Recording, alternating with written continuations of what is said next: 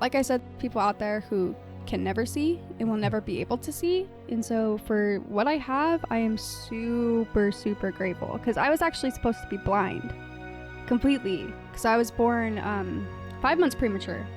Wow. I was born at 25 weeks. Yeah.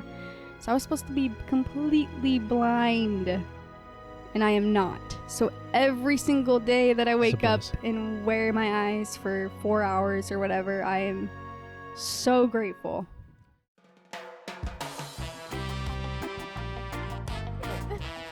Welcome back to Hawaii Real, everybody. I'm your host, Ioke Ehu. And if you have not yet, you can totally help us out by subscribing to this channel on YouTube. If you're not watching this on YouTube, if you're watching on one of the amazing platforms, Spotify, iHeartRadio, Apple Podcasts, Google Podcasts, share this episode on any one of your social media platforms. It's going to help us out so much, and it's a great conversation starter. Get this episode, get this podcast channel out there to the world. Help us out. Thank you, and mahalo. Today I have with me Britney Kinghorn. Hi. How you doing? So you're the owner of Kinghorn Surf Co., and that's K-O. And people can find you at kinghornsurf.com and on Instagram, Kinghorn Surf Co. Yep, kinghornsurfco.com and Kinghorn Surf Co. on Instagram and on Facebook and all the social medias. Yeah. I'll be there. Now, so part of this episode, and I think one of my prior episodes, is we were talking about repurposing things. And you do that with surfboards, and you're an artist. Yes, I do. Let's talk about that. Okay. What got you into doing that? So you paint surfboards? Yes, I do. So actually, I take old surfboards that are broken, dirty, thrown in the trash, just junk in people's yard, and I sand them, clean them, remove the rocks, remove the stomp pad, and paint them with something from the island or something. Sometimes people order custom orders. If it's a board they surfed on and they want, it's no longer ocean watertight, yeah. ocean worthy, they want it on their wall instead. I take one of their favorite memories that they like and just put it on the board. Wow. And then they hang it up in their house. And that's their little surf magic. Nice. So custom artwork for people's boards and stuff. They can hang them up. Yep. I also paint boards for surfers too. But so if you want a special tag, something that's like your MO out there in the water. Interesting. So they're a little logo. So you're kind of tattooing the surfboards. Tattooing the surfboard, yeah. That's cool. I mean, so what got you into doing surfboards specifically? Specifically surfboards. Actually, so I found a board in a dumpster one day when I first moved here. And at the time, I was just struggling, working 4 jobs, and the surfboard was completely out of my reach, money-wise, right? And I saw a board in the trash, and I was like, that's not cool. That board needs to be somewhere where it can be, special, not just throwing away junk. Yeah. So I got that board out of the trash, and I cleaned it, and I sanded it. And I painted it because I didn't know how to fix it at the time to be watertight, to be surfed on. So I just fixed it for decoration and then painted it. And I really tried to just reserve that magic from the board. Sounds cheesy. No, it sounds real. But though. to me, I grew up in a desert. So there was no ocean around me. The beach was always this vacation, this paradise. 'Cause you're from Utah. I'm from Utah originally. So the ocean and surfing was just magic. So I wanted to take that and just preserve that on the board.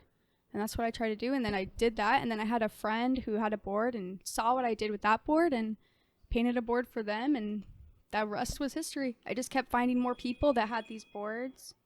And, sorry.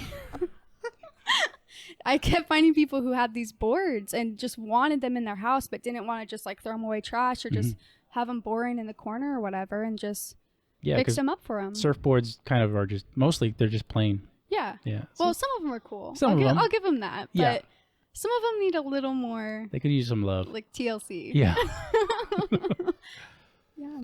But I like that you're repurposing it. I think it's great that you went to that dumpster and you took it out from there. For sure. Was anybody else doing this before you did that? There's people around the world that do it, yes. I know there are some artists who do it on island. But for me, it was just a new thing at the time, and I just wanted to dive in. And so it's just been since 2015, I've just been doing this month after month after month. It's just become my passion. Very cool. So when you do that, do you feel like you're doing work when you're painting? Okay, not when I'm painting. When I'm fixing the boards, Oh yeah. that's a lot of work. Some of these boards come to me and they're in just bad condition. So it's work, yes, but it's rewarding because I take something that would have been thrown away, just garbage, and just turning it into something that people, you know, they love and cherish again.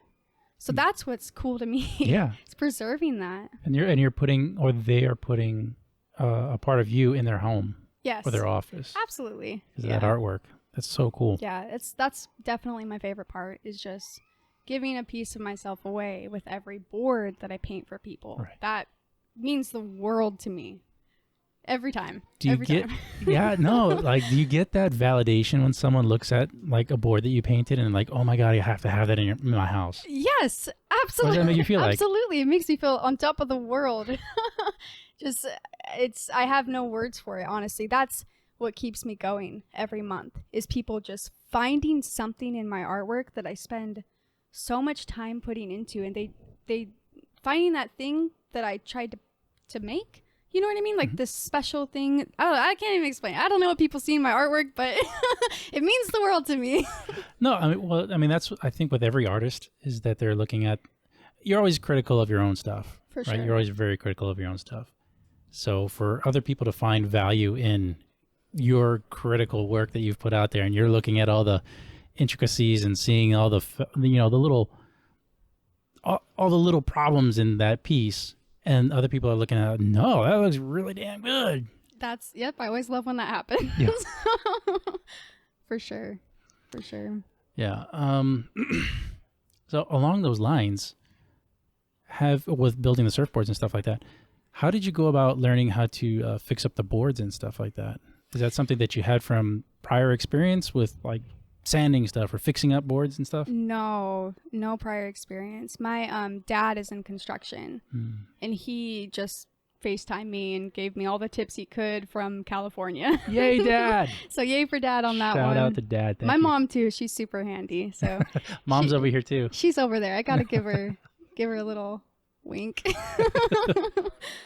But yeah, no, definitely grateful for my dad, because he gave me some tips that I have used throughout this whole process. What's one of the tips that you find yourself using most when you're repairing some of these I boards? am not giving away my secrets. Oh, it's a secret? Oh, okay. Because there are other people who do this now, so. Interesting. Yeah. So there is an artwork to fixing up the boards, also like a trade secret too. Yes, absolutely. To making it. For me, yeah.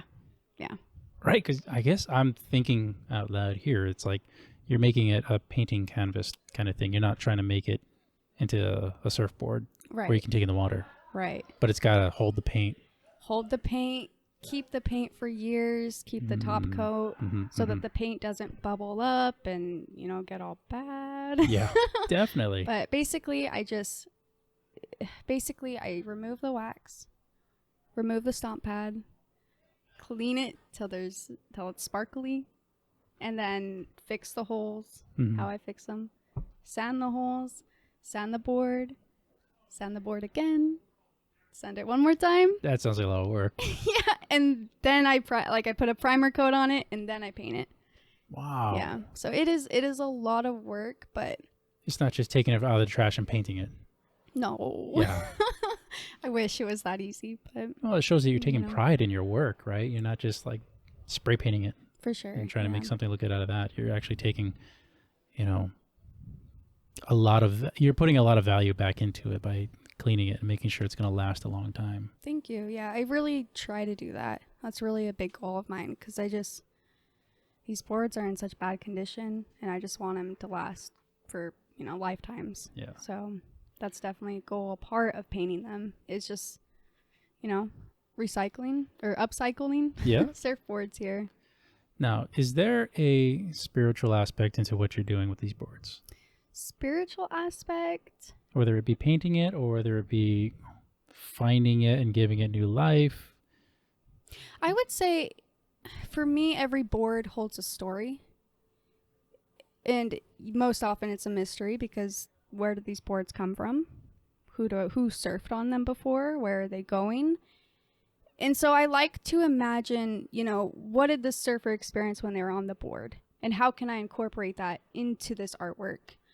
And you know, that may sound silly when someone's like, oh, I want a picture of a McDonald's logo on this board. You know, how do you make that magical, you know? But I always try to add something from the islands that, you know, can hold that kind of spirituality of the island itself into the board, if that makes sense. That's why I just love painting the land, you know, the waterfalls, the ocean, the waves, because it's magic, you know. To me, it's magic, you know. There is a spirit here, aloha spirit. I truly believe it. I truly do. It's almost tangible sometimes. Absolutely, you know? It is. And so this place is, there's nothing like Hawaii. There's nothing like it. I absolutely love it. What do you love most about Hawaii? Oh my gosh. The food. I love the breeze. Oh, that's just an like interesting the Hawaii breeze. It's soft. If we didn't have it, we would die in August. You know, it's perfect. Right, know? right. The trade winds, yeah. I love it. That's my favorite part. The breeze, of course, the beach, the ocean, yes. But that breeze, it's a lifesaver. That's interesting because it's like, yeah, I'm thinking it's like, yeah, there are other places in the world that have really nice beaches. For sure. There are other places in the world that have really nice mountains and stuff and really great views and a lot of tourist areas. But yeah, we do have really great trade winds that kind of keep our temperature here pretty moderate compared to anywhere else. You know, it doesn't really change that much. It like kisses you as it goes past you. That's how I always describe it. It's like little Hawaii kisses. When you're getting blown on the, yeah, I guess so. He's like, all right, next question. No, I keep going back to Keanu Reeves. That because his name is the cool breeze over the Leeward Mountains. Yeah. Keanu. Yeah, he's. I don't know. So when he said that, I was like, oh, Keanu Reeves. Yeah, he's awesome. And then that's how my brain works. And it's like now I'm like envisioning the Matrix and all this other stuff. John Wick. Oh, there's another one coming out too, right? No, don't. He didn't die at the end. Did he get his dog back? Did that happen? I don't know. Is that the third movie? The second movie? I don't know. I could have a whole episode on John Wick and like the great stuff and the bad stuff. Next time. Yeah. Next time. Yeah, I'm a little Keanu Reeves fan boy here. Sorry. I think we all are. It's okay. Point Break. You name it. Oh, what was that? Oh, God, what was a quote from Point Break? I'm the FBI. Something stupid like that. It was crazy. Link it in the description. But fun fact about Keanu Reeves is, and I play hockey. I'm a hockey player, avid hockey player. In Hawaii? Yeah. So, well, he's part Hawaiian too, but he grew up in Canada. And like his first movie, he was a hockey player. Oh, I didn't know that. Yeah. Jeez, now I'm brain farting on the name of the movie. Mighty Ducks. Oh, jeez. Get out of here. We're done. Cut. Yeah. Was it True Blood or something like that? I don't know. It was a really old movie, and he was a French Canadian goalie or something like that. The funny part about it is like he was one of the only actors that actually played hockey at the time. Oh wow. Yeah. Rob Lowe. Oh, I know Rob Lowe. Yeah, he was in it when he was really young. I haven't seen it, but I know who Rob Lowe is. Youngblood. Haven't seen it. Yeah.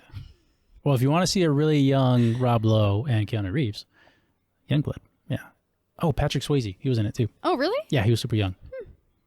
Must have been. Yeah, it's like when they're beginning of their acting careers and stuff like that. Wow. Yeah, it's when Keanu Reeves had like good teeth still.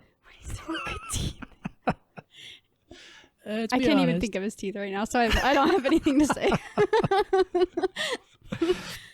That's funny. What was your favorite surfboard that you did? Oh, there's one standout. The first one I did. Oh. First one I did.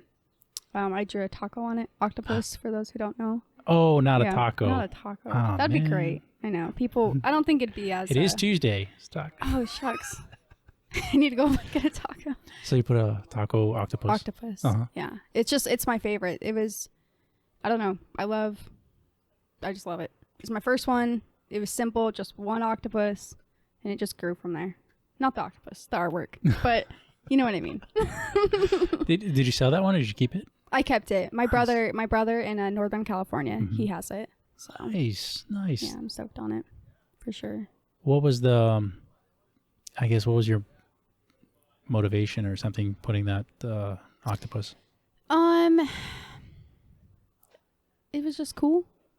That's it. I don't know. There was really no motivation. I was just like, hey, I'm going to put an octopus on this. My brother was like, all right. That's kind of cool and open that you have an open mind. You're just like, it's cool. I'm just going to do it. Yeah, I'd say so. I mean, I bought a one-way flight here. Because it was cool? Because I felt like it. And no, I have always loved Hawaii. Mm-hmm. My dad lived here when I was in high school. And he did some construction jobs. He, was here on and off. And sorry. And I came here when I was younger, when I was 16. And we saw him and the whole family was together. And it just felt like home. Wow. And from that feeling, I knew I always wanted to live here. Mm. And so that's why in 2015, I moved here. One-way flight, never looked back. That's such an amazing thing, especially coming from or being in Hawaii. You don't hear a whole lot of Hawaii people buying one-way tickets to New Jersey. Oh. And not coming back. I don't know. Where else would they go? The Caribbean, Canada, maybe? I don't know. But no, I mean, it's a cool story. It shows like a lot of bravery and courage, like to just do that, up and move yourself. It was hard. It was a lot of work. Yeah. Missed my family. Still miss my family. Missed my friends from my hometown and other people I met in California. But it was just, sometimes in life, you just got to do what you feel like you're supposed to do. If you know what I mean. And that was it. Follow whatever it is out there that you feel like you should be doing. Mm-hmm. So I've always just tried to do that. And here I am on Taco Tuesday without a taco.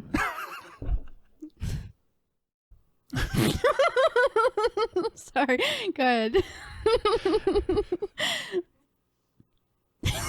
That was a great conversation, though. It's like off camera, we're talking about all sorts of movies and stuff. And yes, it was Keanu Reeves in Youngblood with Patrick Swayze, Rob Lowe, when they were little, young guys playing hockey.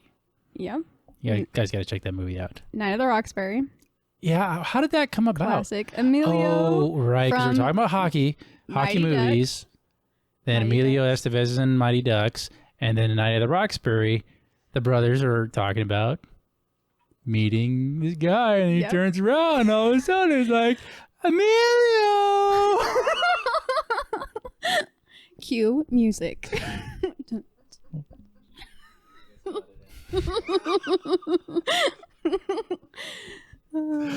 All right. That's awesome. So, on your Instagram page, you had posted a video, and you were talking about your eyesight, and basically you've had these challenges with your eyesight since you were young. For sure. And yes. It's amazing. And you wear 4 contact lenses? Is that 4 in each eye? 2 in each eye. 2 in each eye? So a soft contact and a hard contact over that? Yes. Yep. How, do you want to talk about that? Yeah, sure. So I have a rare low vision eye disease called keratoconus. And where do I start? Well, when did your parents notice it? So they found out when I was 16 years old. Wow. I was at a Walmart doctor, the eye doctor at Walmart, and that doctor's actually the one who caught it. Mm-hmm. Because I kept feeling like, I I just kept being like, oh, I need new contacts. These ones don't work. Oh, I need new contacts. These don't work. And finally he said, oh, you have keratoconus. And what that is basically, instead of my cornea being, round, it's coning. Okay. So a soft contact can't correct that vision. So that's why every contact I was getting, I couldn't see. And so he's the one that found it out. And then it went from there. He didn't know what to do at the time. Mm-hmm. He didn't know how to treat it. He couldn't treat it. He told us he couldn't treat it. And no one in my area where I grew up could or knew how to treat it. So he kind of said, here's these contacts. This is the best I can do. And so I just lived through that with those contacts up until I was 18, 19. And then I moved to California with my parents. and started seeing specialists out there. That's why I moved to California, was to find an eye doctor who could help me. Wow. Okay. So that's the backstory of. And your parents moved you guys from Utah to California specifically to take care of your eyesight? No, they moved there for my dad's job. So they were there already. But so I moved there specifically to figure out what to do with my eyes. How can I see? You know, I got to live the rest of my life, I think. Right. And so, here you are almost going blind and I couldn't see. It was really hard for me, and I didn't realize how much I couldn't see until 2015. So this is all kind of one big year, right? 2015, I had already been in California for 2.5-ish years, I think. And I'd gone to specialists out in Berkeley, at the University of Berkeley, Turner Eye Institute, all these different eye doctors, right? Finally, I got these certain type of contacts that pushed down my cornea and made it so I could see. And I stepped outside of that doctor's office with those contacts on, and I just started crying because I saw the leaves, I saw the ground, like all the little speckles in the ground. So I'm gonna get crying over here. But the first time you're seeing, it's the first time gravel, leaves, something that's just like boring, right? The road, but it was just like beautiful to me. The shapes of the clouds, and just everything. And I was with my parents, and then they drove me home anyway, whatever. But 2015, the year I basically regained my sight, and that was the same year I decided to move here. You know, I thought I'm at a place I've never been before. I remember how beautiful Hawaii was, even though I realized now I didn't really fully see it. And so I moved over here, and it just getting my sight in 2015 is what pushed me to just say, you know, I'm going to follow my dreams and move to Hawaii and just try to make it work, you know? And so that's part of what pushed me here. And I've always been interested in art. I've always been drawing, always been just drawn to colors and, you know, things like that. And it just one thing led to the next, and I was here, and that's why I wanted to create, because I had this new way of looking at the world, and I wanted to just incorporate that into what I was painting. So it's definitely been a roller coaster ride with my eyes, for sure. Super grateful for the sight I do have. So yeah, the 2 contacts, I do the soft contact under the hard contact, because now I'm allergic to the hard contacts. Yeah. So you need a barrier. So I need a barrier. Oh my God. And I can only wear them for like a certain amount of hours a day. So it makes it hard for like, you know, just for everything, but it's good. Definitely grateful for what I have, for sure. But that's what pushes me to create and try to like create as fast and as much as I can, because, you know, because you have a time limit. I have a time limit every day for how much I can see. Yeah. People out there that have like their regular vision, and they take for granted, for sure, the time that they have in the day. And here you are. Yeah. Hey, today I only have 6 hours that I can work. Yep. And then, you know, Cinderella comes and boom, you're back. And it's exactly like that. I have to plan every single day. Okay, what hours of the day do I want to see? Oh my God. And I have to live that day according to that. And some days my eyes hurt too bad and I have to take them out early. And you get me crying. No, don't cry. But yeah, every day I try to plan it out, so I can get the most out of my day for what I can see. I have glasses, but like I said, my cornea is so misshaped that there's nothing to push my cornea down. So the glasses don't do a lot. I can't drive with my glasses. I can kind of watch Seinfeld in my living room a little bit. They're definitely still almost low vision with those. I can't drive. I can't do anything. Well, the prescription is low vision, so I can't see to drive or do anything really outside of my living room. So it's been a struggle, but but the dark days are what make the bright days so great, you know? That's just I how love I that. live life. Just Right, keep because everybody going. has dark days too. Everyone has dark Right. days, no matter what you're going through, you know? But for you, it's like every day. Yeah. It's a rotation every day. You have so much of the day is quote unquote dark. Yeah. I mean, like I said, the hours that I can see, that they're just as beautiful in different ways as the times where I can't see. You know, I don't know if you have contacts. I got gray vision. All right, I'm gonna leave. So I haven't had a. I have like reading glasses. 'cause no, I'm getting you're old, good. I'm just but- kidding. Just kidding. But no, it's good. It's fine. Like I said, there's people out there who can never see and will never be able to see. And so for what I have, I am super, super grateful, because I was actually supposed to be blind completely, because I was born 5 months premature. Wow. I was born at 25 weeks. Yeah. So I was supposed to be completely blind, and I am not. So every single day that I wake up blessing. and wear my eyes for 4 hours or whatever, I am so grateful.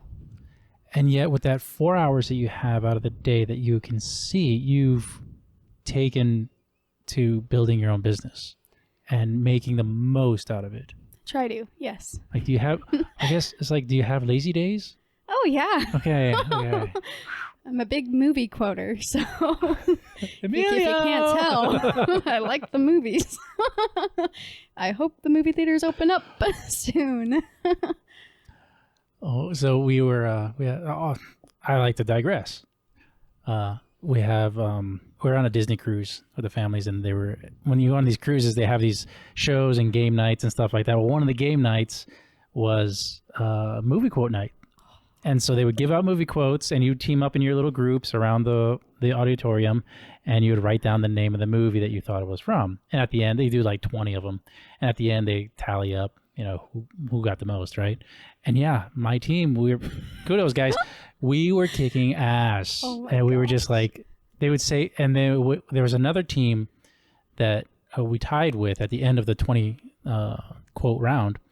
And so they did 5 extra quotes for overtime. Oh my gosh. We both of our teams got all 5. Oh So my we went on the gosh. second overtime, another 5. We got those. And so the third one, and we got 4, and we missed the last one. It was a quote from young Einstein that I'd never seen. I was like, oh my God. Shoots, yeah. Those are, see, that sounds like my kind of people. Yeah. I'd be on your table. It was a good one. Yeah, I was actually like pulling my weight on that one. There you go. There you go. Other trivia ones I wasn't too hot on. It Like happens. A music one. Like, okay. Win some, lose some, you know? But yeah, I find it immensely inspiring that you've taken to utilizing the few hours of vision that you have every day to like make the most out of that 4 hours. Yeah. It's probably less than 4. Sometimes it just depends on the day. Sometimes I can wear them for 8 hours. It just depends on how my eyes are feeling in that day. So yeah, I was going to Because ask. I can feel it. Mhm. When I need to take my contacts out, I can definitely feel it. I just get really bad headaches. My vision gets worse. Bright lights, just really irritating. Mhm. So I watch it every day, but I really can't go past 8-10 hours every day. So it's hard because I work full time aside from this. I have an IT job. Oh, cool. So I'm at the computer Cool. all day. And And that's hard on your eyes. hard on my eyes, and then I come home and I paint. It's also pretty eye straining, Yes. but it's good. It works. I make it work.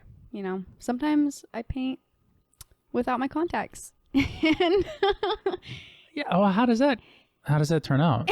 Does it turn out kind of wild and just awesome, or is it like you missed the board? so, I have a lot of like paint around my house, and I don't know how it got there. My landlord, I hope he's not listening. But I'll cover it up. No, it's good. It's like when you're so used to doing something the way you've always done it, it's just how you do it, right? So I do often paint a lot of times without my contacts. I'm the board is this close to my face, and I'm just squinting at it, just trying to get the color. Like usually, that's why I try to make things so colorful, because colors, obviously, I can see colors. Yeah, because So all your boards, they're very bright and vibrant. Oh, Yeah. thank you. Yeah. So I don't know. I just love colors. Try to really play with colors when I have my contacts in, and it works out. least I hope it does. They're on my boards. You can see them. Well, no, I mean, you can tell that that's your art from far away too, because it's very, you got, specific colorings and vibrance, I guess, to it, to where it doesn't look like anybody else's artwork. Oh, thank you. Yeah, Appreciate it's that. very, very unique, very specific. Oh, thank you. I'll come here again. Well, there's a reason. It's because I'm almost blind. I have to be that close. I have to be so close. I have to see all the colors. All I can see is colors. No, it's good. I love it. It's like I said, super grateful for it. Definitely have my days where I'm just beyond myself frustrated and just, I think we all have those days where like, why is this happening to me? Like, why do I have to go through this? But at the end of the day, it just makes me stronger, and I just really try to stick to that, stay positive, keep going, keep creating. I'm not going to give up. I'm going to keep going.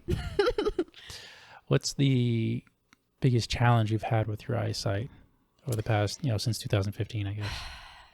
Is there a daily thing or is there just like one monumental thing? The biggest challenge was just getting contacts that fit.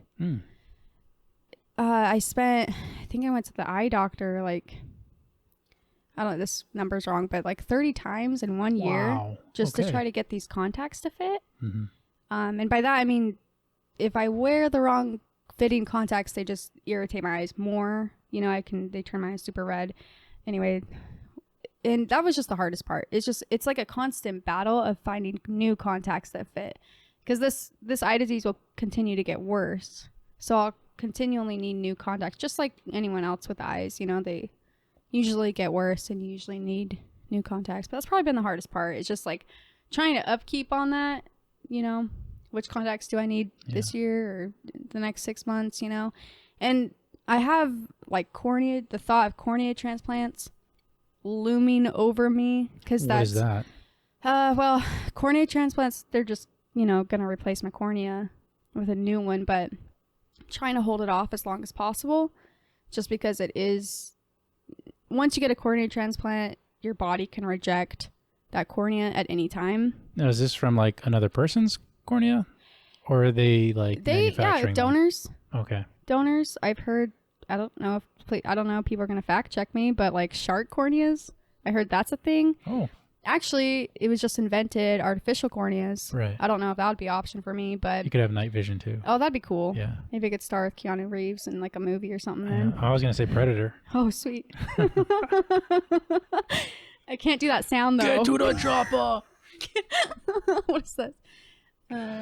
But anyway, yeah, no, it's good.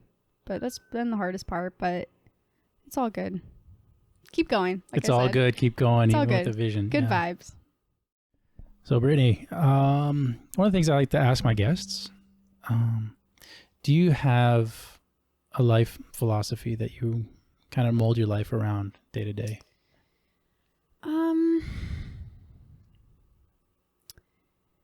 I'll just start off by saying, I guess, things that are important to me that I think, that mean a lot to me, I guess. That's the question, right? Sure. Kindness, number one, and helping people. I always just try to find ways to help people. If it's simple things, holding the door open a second longer for someone you don't know to walk out. Small things like that. You just never know what people are going through. And I try to live by that mentality, looking out, thinking everyone I see could be having the worst day of their life. Right. And I don't want to help make it a worse day. I want to try to make it a better day for that person. So you're feeding that positive energy, not negative. Yeah. I mean, if I could, that's what I would do all day long. And I think that's why I like creating too. I like to bring people happiness in that way. Mm-hmm. If that makes sense. I don't know. I sound like such a hippie. I want everyone to be happy. But it's true, I just think that everyone's life is so hard and so complex. And so if I can find a way to just help someone in a small way, then maybe it'll make their day a little better.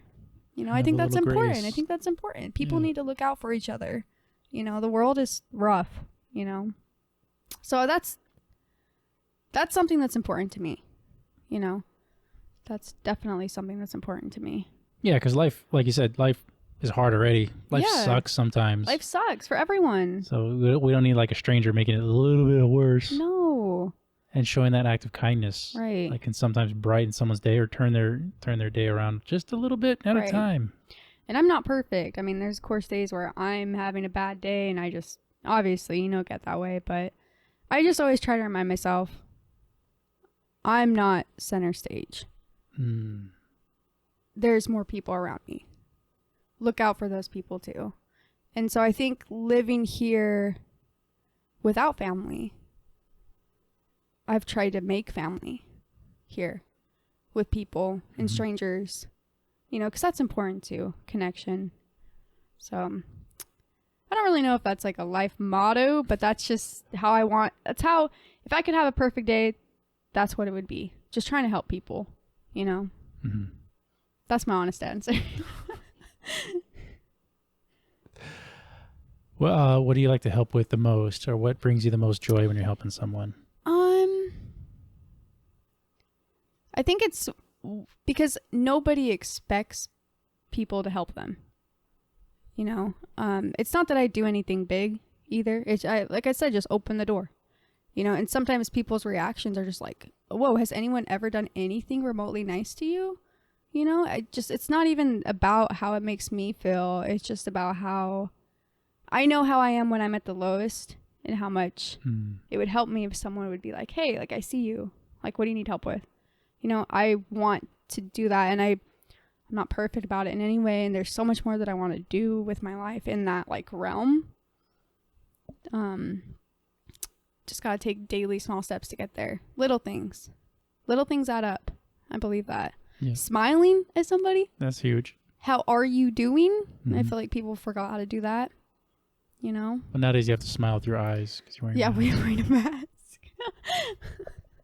But I don't know, it's not trying to sound preachy, but that's how I feel, for sure. It definitely sounds like positive energy. Like you want to put positive energy into the world. Absolutely. Yeah, absolutely I do. This world, it's like you said, life sucks a lot of time.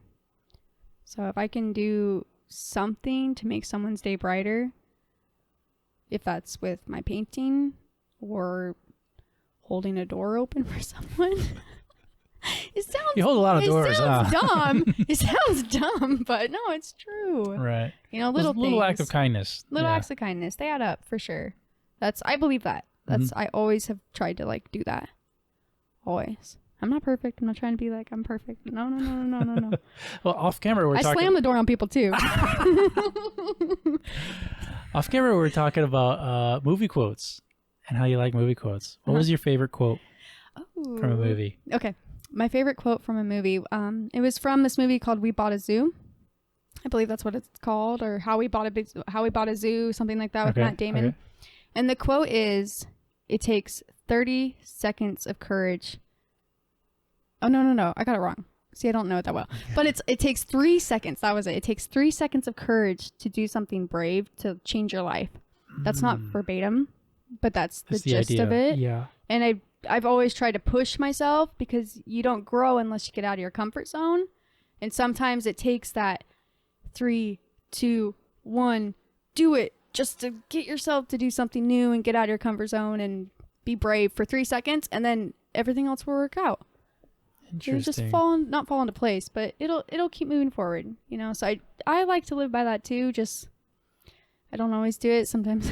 So is the gist of it that you're being brave for 3 seconds, and that changes your personality or whatever you're going through? Yes, it's be brave for those 3 seconds. Oh, I get it. Yeah, and then you take that leap. It's like you just be brave for 3 seconds. That's all it takes to do something, right? Make a change, do something brave. If you want to go and talk to somebody, it takes 3 seconds to walk over there and just convince yourself to do it. And then you realize it's not as hard as you thought it was going to be, or it's not as big as you made it out to be, or something like that. Little goals, baby steps. Yeah, baby steps. Yeah. No, that's a great one. It's the first time I heard that.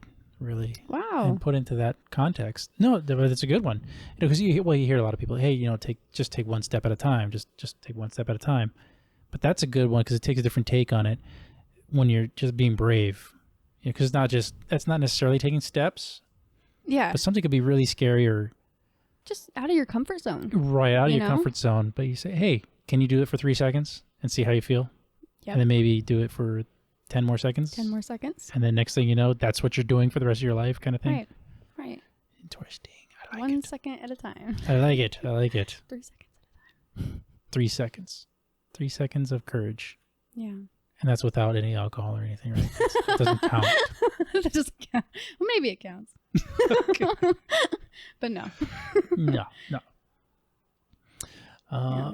Thank you. Good question. Yeah. Appreciate that. You have any questions for me? I know we talked about that too. Your life motto. I went over one in my last episode, and I can say that one again. But I have others too. So yeah, I have a lot of mottos, I guess. It was live easy, life will be hard. Ooh. Live hard, life will be easy. Good. Wow. That's really good. I saw it That's somewhere. true. I love I that. was like, yeah, that's a great one. I'm taking that. That's I'm awesome. gonna write that down. Yeah. So I wrote it down outside my office on the whiteboard. Wow. I It's love been that. for a You few see it weeks. every day. Yeah. See it every day. Other people walk by it and just whatever. But Yeah. yeah. Hey, you read it or you don't. Yeah, You know, you I read can't make you drink the Kool-Aid. So That's really cool. yeah, so I like that motto. I think too many people, like you were just talking about, get into that comfort zone and they're just comfortable doing things the way they've always been done, or they Right. just get to a certain point where maybe they're working for another person or a company or something like that. They're just getting a paycheck day to day, and they're, Right. that's easy. For Yeah, sure. getting a job and working for someone else, getting that paycheck, it's not that hard in the grand scheme of things. Being an entrepreneur, it's like starting your own business and pushing my own products and selling my own products and convincing other people to buy that stuff. Mm-hmm. Much harder than as far as like on my soul and on Right. my emotions. Right. Much harder than, joining the police department and going through the police academy, and which is hard. Yeah. But I think entrepreneurship's even harder. Mm. I think the cloud of failure is always above me. So Yeah. it's scary and it's hard to push through, but it's also been the most rewarding For sure. because, through my products, I get to help other people. So I like doing that. And even with this podcast, it's like, it's not been easy. And here we are a year and a half into it, 60 plus episodes. And, Wow. If it was easy, other people would be doing it. Absolutely.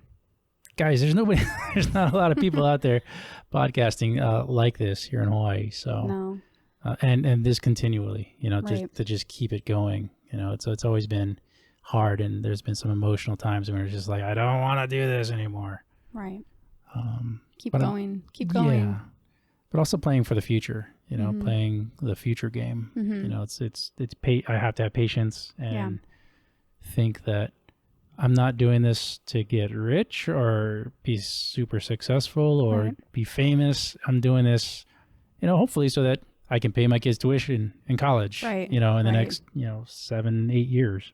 I love that. Yep. So I think that's the main goal, is that I'm playing for success in the long term. For sure. Yeah. It's for sure a journey. For sure. Journey. No, that's awesome. I think it's great what you're doing. Thank you. For Thank sure. you. 100%. And Awesome. you and your mom drove all the way out here from Ka'ava. Yes. I said it right. Ka'ava. I know. I'm always afraid to say it. So I let you say it. Ka'ava. Kaawa. Sorry. But no, I mean, thank you so much for driving all the way out here and coming on the show.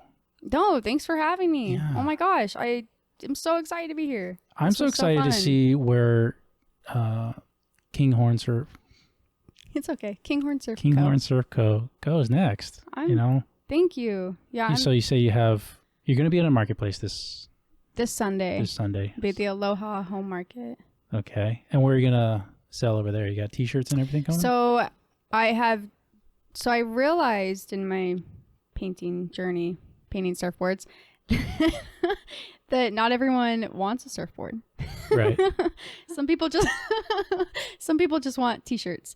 So I have taken my artwork and started to put it on T-shirts. Yay. And other various things that people may or may not want, but I will find out at the market. So it's exciting because I'm starting a new chapter with all of this. Shirts, towels, mugs, all kinds of things. So I'm excited to release those, and hopefully people will like them. Check them out. Kinghorn Surf merch. Still Co. Still Co. Still Co. Kinghorn Surf Co. merch. Yes. Merch. So I'm super excited.